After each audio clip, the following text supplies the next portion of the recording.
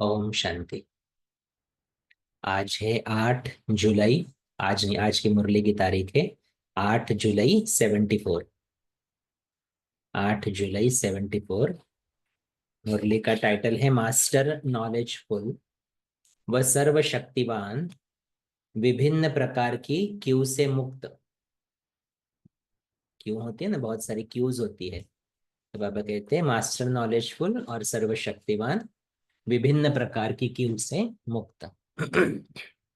सर्व संबंधों की रचना देने वाले, सर्व इच्छाएं पूर्ण करने वाले अव्यक्त मूर्त बाप दादा बोले, आज कौन सा मेला कहेंगे? बाप और बच्चों का। वो तो लौकिक संबंध में भी होता है, लेकिन आज के मेले की विशेषता क्या है जो और कहीं भी नहीं होती? आत्मा और परमात्मा का मेला तो है ही, और कोई अलौकिक बात सुनाओ। इसकी विशेषता ये है कि ये मेला एक ही समय एक से सर्व संबंधों से सर्व संबंध के स्नेह और प्राप्ति का मेला है। सिर्फ बाप और बच्चों का, सदगुरु और फॉलो करने वालों का, व समान बनने वाले आज्ञाकारी बच्चों का ही नहीं, लेकिन एक ही समय एक से सर्व संबंधों से मिलन मनाने का अलौकिक मेला है। जैसे बाहर में होता है उतना ही नहीं है, लेकिन हम एक परमात्मा के साथ सभी संबंध निभा सकते हैं, मिलन मना सकते हैं। तो ये अलौकिकता व विशेषता और कहीं नहीं मिलेगी। ऐसा मेला मनाने सब सागर के कंठे पर आए हुए हो, जबकि सर्व संबंधों से सर्व प्राप्ति कर सकते हो, तो सिर्फ एक दो संबंध से मिलन व प्राप्ति करने में राजी नहीं हो जाना है। थोड़े में राजी होने वाले भक्त कहलाए जाते हैं, और बच्चे सर्व संबंध और सर्व प्राप्ति के अधिकारी है। मेन डिफरेंस, थोड़ा भी मिला, एक बूंद के प्यासे हम, तो वो कौन हो गए? भक्त हो गए। लेकिन बच्चों को थोड़ा नहीं, पूरा अधिकार चाहिए। तो बाबा कहते इसी अधिकार को प्राप्त करने वाली आत्माएं, ज्ञानी तो आत्मा और योगी तो आत्मा बाप को प्रिय है। तो अपने से पूछो, ऐसे बाप के प्रिय बने हो?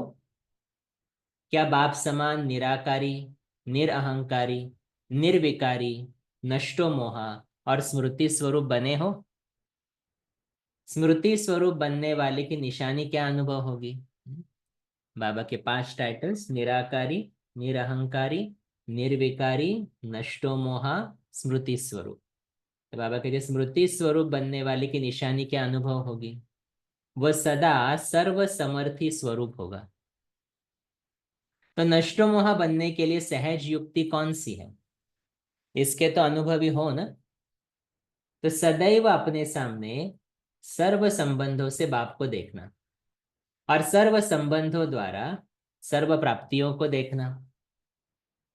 अब सर्व संबंध और सर्व प्राप्तियां एक द्वारा अनुभव हो रही है, तो फिर और कोई संबंध व प्राप्ति रह जाती है क्या? नष्टोमा होने की युक्ति ही क्या है? मेरे सभी संबंध, सभी संबंधों की रचना किससे मिलेगी? एक शिव बाबा से, और कोई नहीं। तो जहां मोह अर्थात लगाव है, तो क्या सहज व स्वतः ही अनेक तरफ से तोड़ एक तरफ जोड़ने का अनुभव नहीं होता है? अब तक भी कहीं और किसी के साथ लगाव व मोह है, तो सिद्ध होता है कि सर्व संबंध और सर्व प्राप्तियों का अनुभव नहीं कर रहे हैं। आज बाप और बच्चों की रूह रिहान व मिलन मेले का समाचार सुनाते हैं। समाचार सुनने में तो सबको इंटरेस्ट आता है ना। अब इस समाचार में देखना कि मैं कहाँ हूँ। बाबा अभी समाचार सुना रहा है और बाबा कहता अभी देखना मैं कहाँ पर हूँ। पहले तो अमृत वेले का समाचार सुनाते हैं। अमृत वेले के भिन्न भिन्न पोज और पोजीशन पहले भी सुनाई थी। आज और बात सुनाते हैं। जैसे अमृत वेला प्रारंभ होता है तो चारों ओर सर्व बच्चे पहले तो नंबर मिलाने का पुरुषार्थ करते हैं। पहले जमाने में होता है ना, वो डायल टोन वाला रहता था लैंडलाइन। तो बाबा कहते उसमें क्या होता था, पहले नंबर मिलाने का पुरुषार्थ करते थे ना, कभी आईएसडी कर रहे या एसटीडी कर रहे, जो भी है। तो बाबा कहते पहले तो नंबर मिलाने का पुरुषार्थ करते, या फिर कनेक्शन जोड़ने का पुरुषार्थ करते हैं। फिर क्या होता, लाइन क्लियर होने के कारण कोई का नंबर जल्दी मिल जाता और कोई नंबर मिलाने में ही समय बिता देते हैं। और फिर कोई कोई नंबर न मिलने के कारण दिल शिकस्त बन जाते हैं। अभी इसमें हमें चेक करना है हम कौन से लाइन में हैं। और कोई नंबर मिलाते तो बाप से है, परंतु बीच बीच में कनेक्शन माया से जुड़ जाता है। ऐसा माया इंटरफियर करती है जो वो चाहते हुए भी कनेक्शन तोड़ नहीं सकते। कौन कौन से बच्चे बताए बाबा ने, पहले जिनकी लाइन क्लियर है बुद्धि की, नंबर इमीडिएटली मिल जाता, अनुभूति है। दूसरा, पूरा समय नंबर मिलाने में ही लग रहे हैं। फिर तीसरा, नंबर मिल नहीं रहा इसे दिल शिकस्त हो रहे हैं। और चौथा बाबा ने कहा, मिल तो गया बाबा का नंबर, कनेक्शन भी जुड़ गया, लेकिन बीच बीच में माया से कनेक्शन जुड़ जाता है। तो जैसे यहाँ भी आपकी इस दुनिया में कोई रॉन्ग नंबर मिल जाता है तो वो कहने से भी कट नहीं करते हैं, आप उनको और वो आपको कहेंगे कि कट करो। ऐसे ही माया भी उसी समय कमजोर बच्चों का कनेक्शन ही तोड़ देती है और उन्हीं को तंग भी करती है। क्यों तंग करती है, उसका भी कारण है। देखो माया किसको तंग करेगी योग में, उसका कारण बता रहे बाबा। बाबा कहते क्योंकि वे सारा दिन अलबेले और आलस्य के वश होते हैं और उनका अटेंशन कम होता है। ऐसी अलबेली आत्माओं को माया भी विशेष वरदान के समय बाप की आज्ञा पर न चलने का बदला लेती है। अमृत वेला क्या है, जब भगवान हमें झोली भर भर के वरदान देता है और उसी वक्त माया क्या करती, अपना बदला लेती है। और ऐसी आत्माओं का दृश्य बहुत आश्चर्यजनक दिखाई देता है। अमृत वेले के थोड़े समय के बीच अनेक स्वरूप दिखाई देते हैं। एक तो कभी कभी बाप को स्नेह से सहयोग लेने की अर्जी डालते रहते हैं। कभी कभी बाप को खुश करने के लिए बाप को ही बाप की महिमा और कर्तव्य याद दिलाते हैं।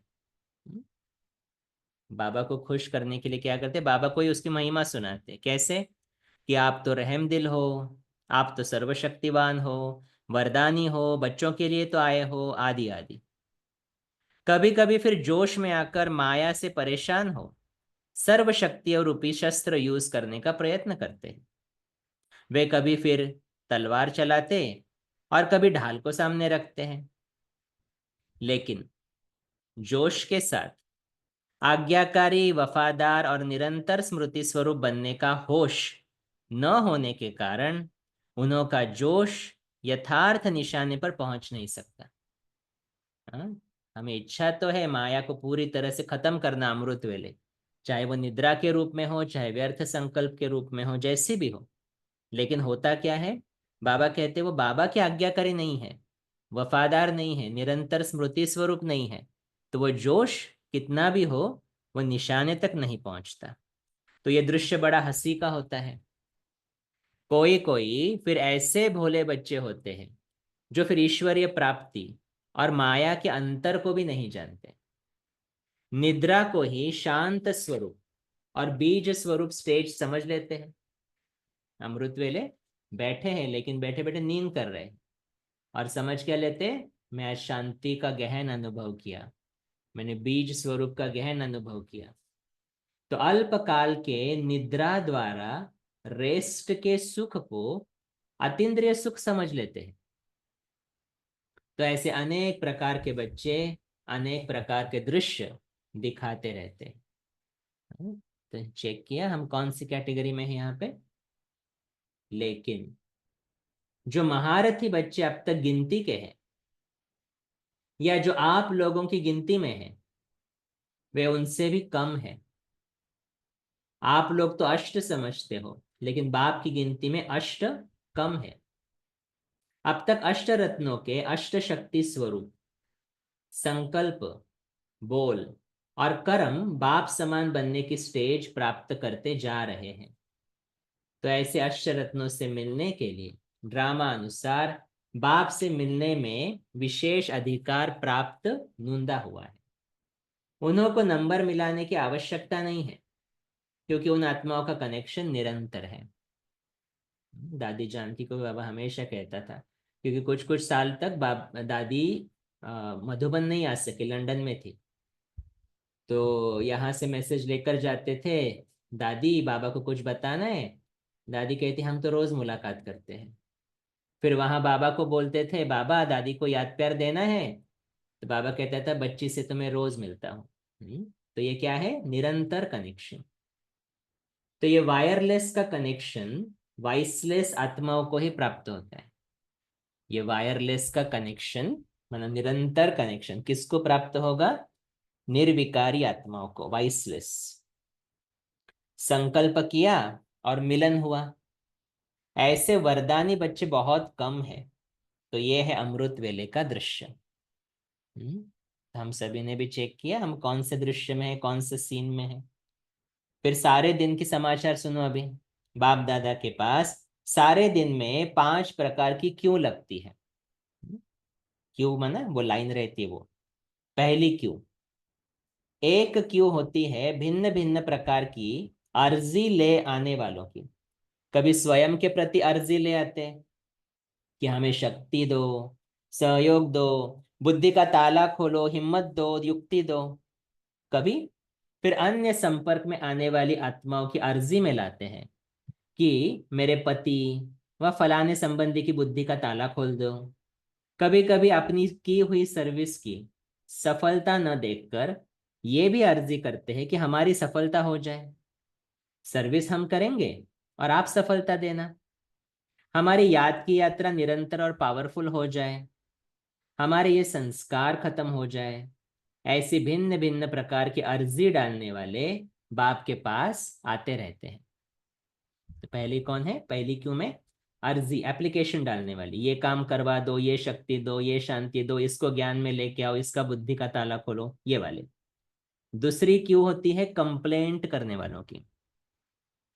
उन्हों की भाषा ही ऐसी होती है, ये क्यों, ये कैसे, कब और क्यों होगा, मैं चाहती हूं फिर भी क्यों नहीं होता, याद क्यों नहीं ठहरती, लौकिक और अलौकिक परिवार से सहयोग क्यों नहीं मिलता।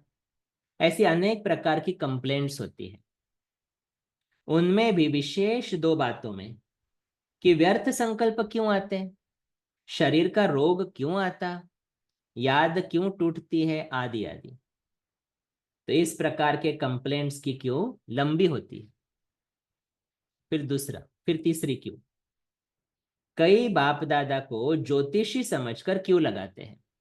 हम्म, क्या फिर पूछते बाबा को, क्या हमारी बीमारी मिटेगी, क्या सर्विस में सफलता होगी, क्या मेरा फलाना संबंधी ज्ञान में चलेगा, भविष्य बताओ मुझे। बाबा को वो बोल रहे हैं, क्या हमारे गांव व शहर में सर्विस वृद्धि को पावेगी, क्या व्यवहार में सफलता होगी, ये व्यवहार करूं या ये व्यवहार छोड़ूं, बिजनेस करूं या नौकरी करूं, क्या मैं महारथी बन सकता हूं, क्या आप समझते हो कि मैं बनूंगी।